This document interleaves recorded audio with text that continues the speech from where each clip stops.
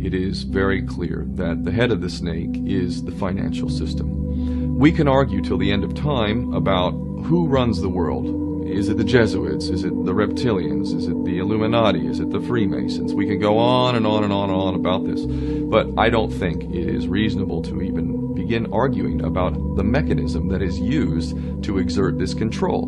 The mechanism is finance. The whole point of finance is to indebt, otherwise to enslave. What is a mortgage? I mean, what does that stand for? It's a death grip.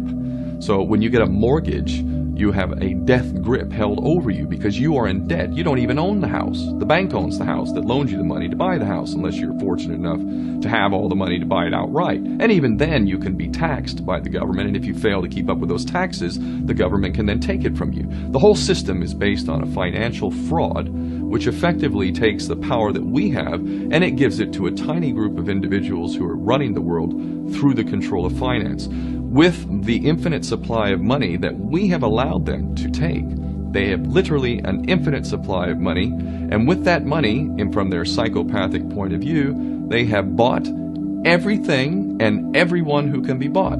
So those of us who cannot be bought, because we operate on a level that goes way beyond the material, we are not rewarded for such behavior, we are punished for such behavior. And the most slovenly, disgustingly criminal, pedophilia, corrupt moral individuals, those are the ones that are rewarded in this system, which is upside down. We reward the pedophiles, we reward the corrupt, we reward the liars, we reward the people with no morals at all, and usually we compromise them under this system in terms of maybe a videotape. Maybe Barack Obama is gay. Maybe we have videotape of him having sex with another man, or perhaps some other acts that may be not so popular amongst many of the electorate.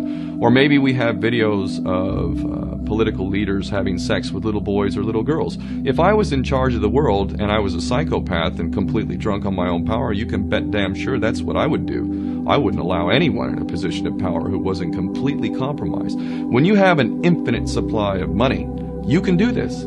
Take that supply of money away, take that power back, put it in the hands of the people, get rid of fractional reserve banking, which is an obscenity in itself.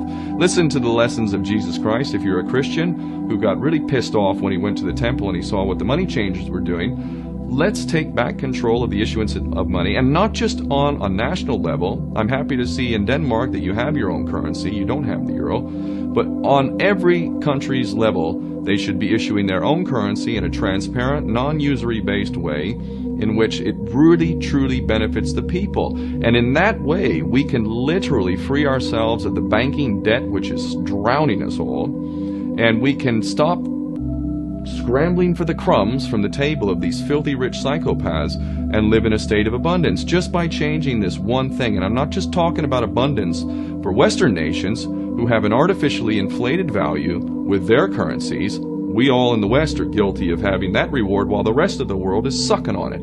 Every nation in the world can use a sensible financial policy to liberate themselves, to have world-class education, infrastructure, everything that a healthy society would require can be had in the worst, most corrupt African country, in any part of the world. We can all have that if we simply change that one thing. John F. Kennedy did that about 6 months before he was taken out. He issued United States notes as opposed to Federal Reserve notes.